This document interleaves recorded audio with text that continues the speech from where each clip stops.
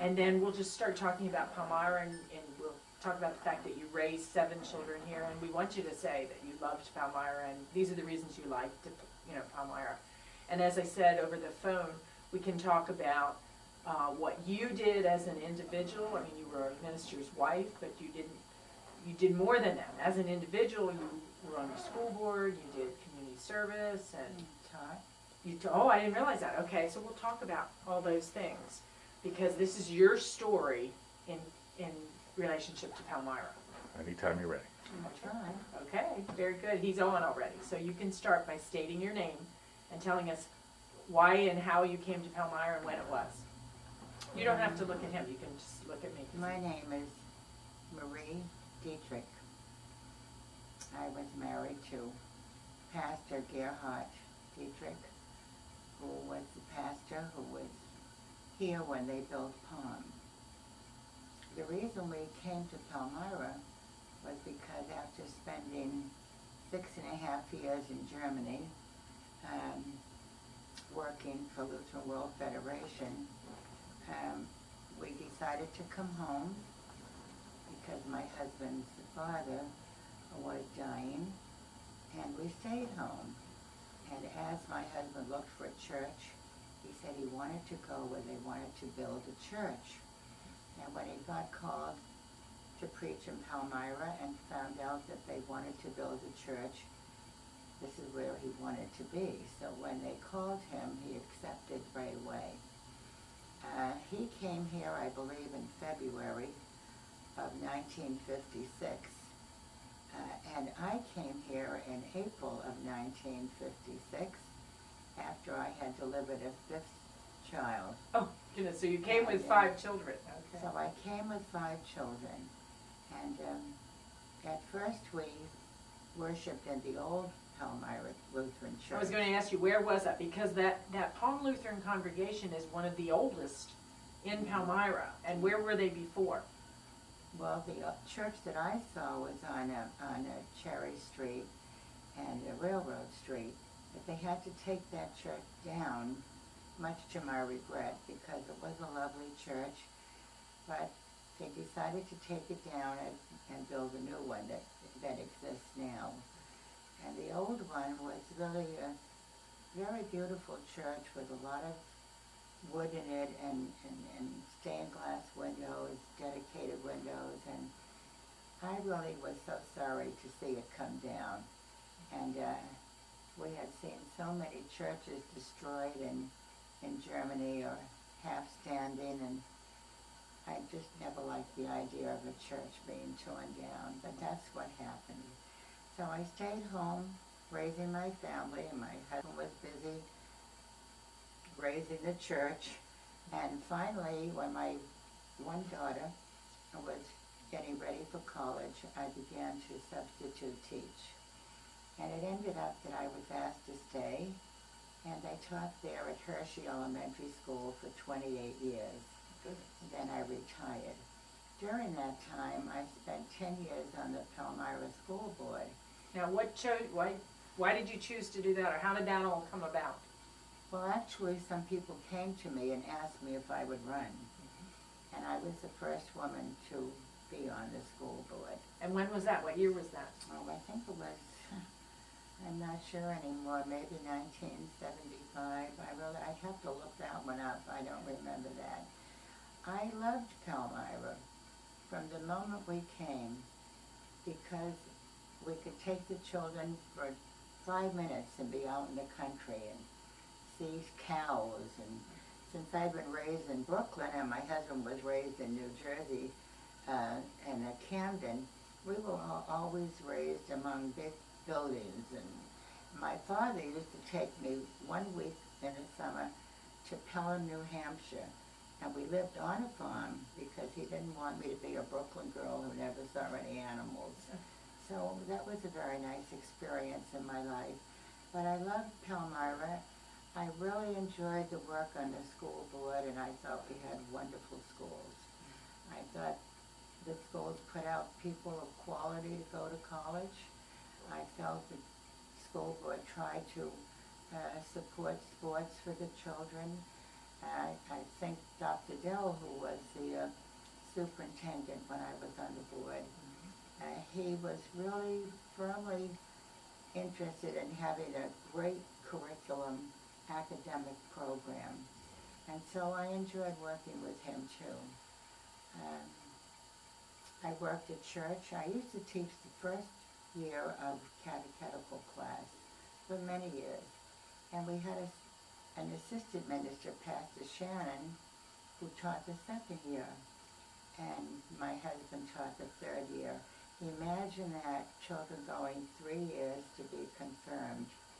And so that went on for several years, but I don't think they go that long anymore. We live in sort of an instantaneous society. People want things quicker. That is interesting. I was here when they had their 200th anniversary. Oh, tell us about your remembrances of that. That was in 1960. Well, I loved seeing everyone was making costumes of the time to wear. And the men were growing beard just like they did this time. And they had a little jail up in the square where they put people in. I think they did that this time. They did, yeah. And I just thought the whole attitude and spirit in the town then was just as great. I don't want to say even greater than it was today, because I can't compare not being, as active as I once was. But that was something that drew people together in Palmyra in 1960. Wonderful, wonderful. And I enjoyed when my nephew took me up to the headquarters, and I saw all the things you had there. And I just loved looking at all those older things and reading the information you had there. And I would recommend to anyone who has things that they think would be safe in your keeping, that they should give them to you, because there will be future events and people will be so glad to have the information from before. So I would encourage everyone to do that. So I think I sense that you were a lover of history. I do love the preservation of history. I do love history. And I think it's a shame that he can cut things like that out, so we'll wait.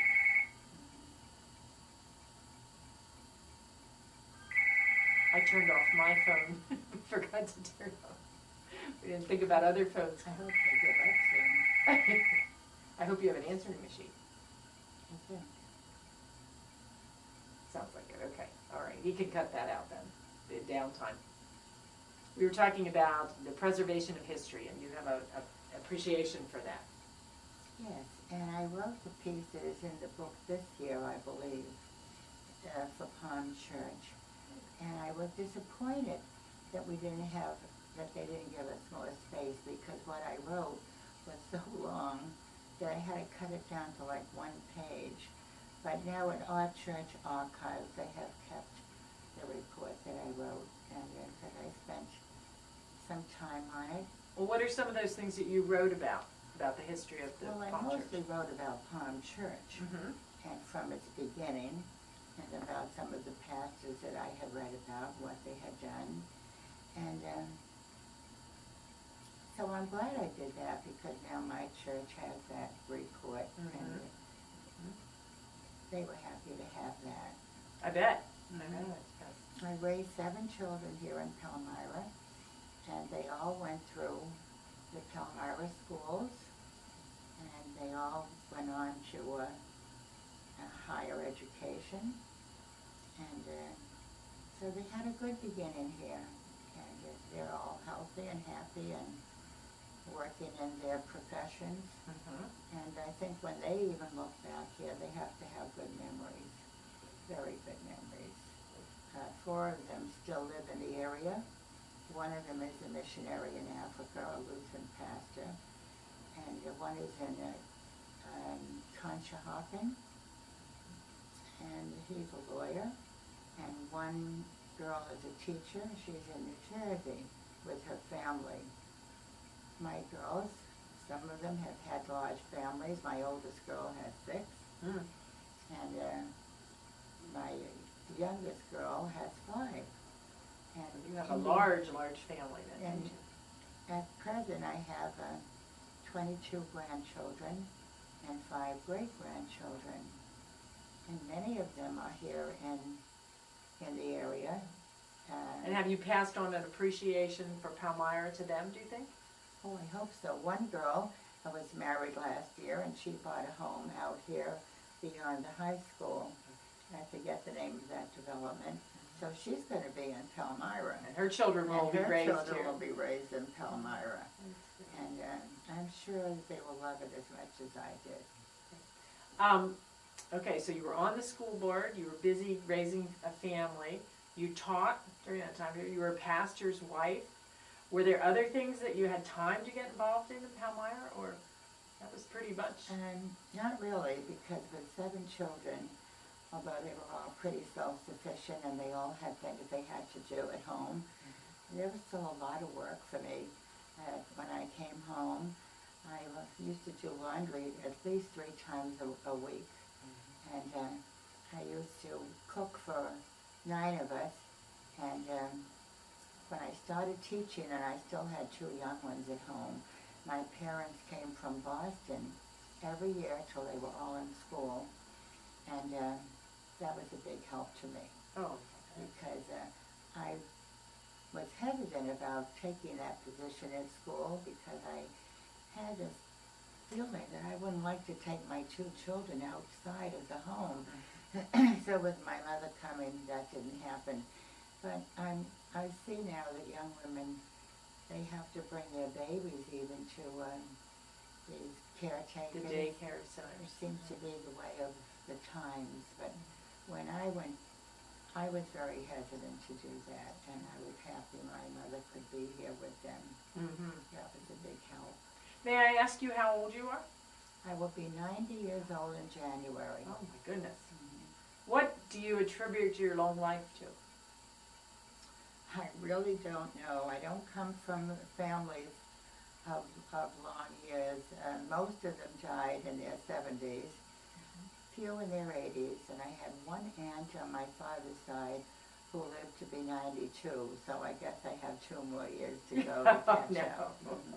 Well, you had a very active life in those 90 years. Wow. Yeah, I never said no if I thought I could fit it in. And because I like being with people, and everything in Palmyra seemed to be something that you were welcome to do if you wanted to. I never felt strange in Palmyra, and that might be because I was a minister's wife and my congregation welcomed us. I know there are people that I've talked to who have come to Palmyra, and they have felt it took them a long time to be accepted as someone who really isn't Palmyra.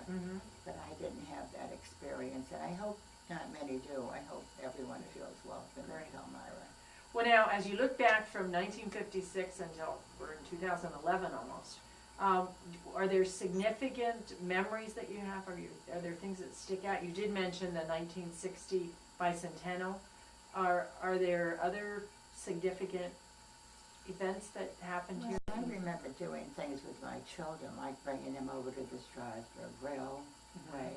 Because we're so close. Yes, and taking them to Indiantown Gap, showing them military graves and talking about that part of our history. And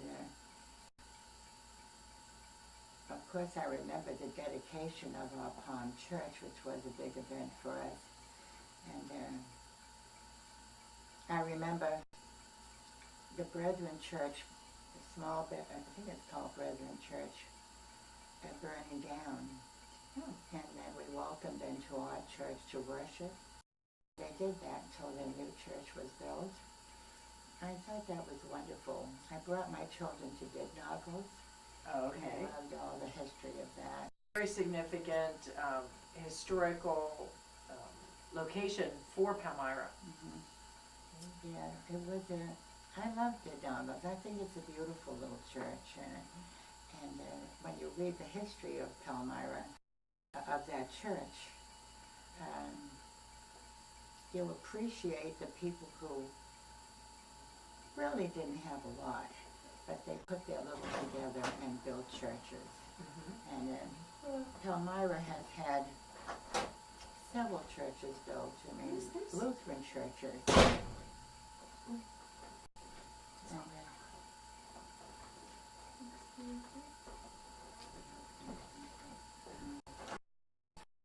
where the Lutheran churches have a very significant place in the history of Palmyra.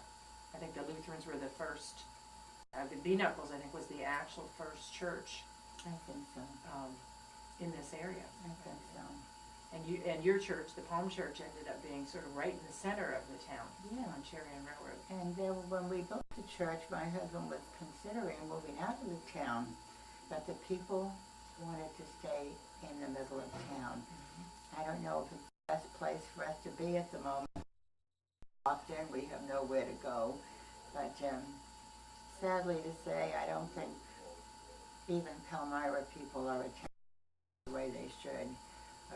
I remember Sunday schools being full and being really full. I remember my husband confirming large classes of maybe 30 to 40 children, and you don't find that today, which is very sad. It is, and that's... Because, I really think what they learned developed the character that they have today. And I hope people have found what they feel is a good substitute to raise their children with integrity and honor and love of their town and the people in the town and their families. That's what I always wish for young children growing up. You're right. You're absolutely right. Are we at the end of our... Okay. All right. What do we have? Because he can edit some of that stuff. What else would you like to tell us about...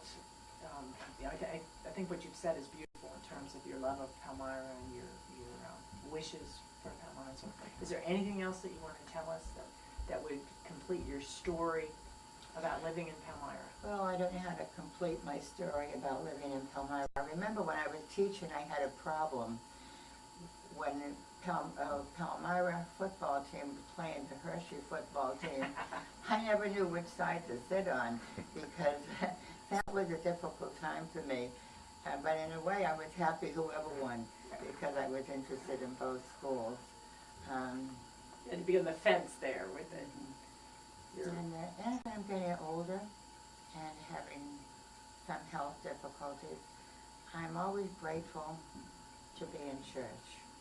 I'm not very active there like I once was, but I feel the best. And I would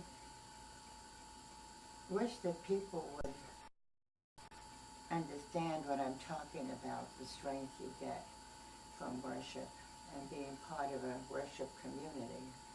Whatever their faith is, to uphold it.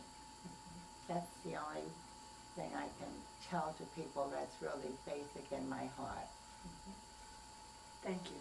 Thank you for sharing. I can understand why your daughter was upset coming in and seeing people here, but this was wonderful. I appreciate that you left us in your house today. And what we'll be doing is Steve will be editing this, so everything you said, like I said, a lot of times we can take stuff out. That's fine. Just use what you think. What we think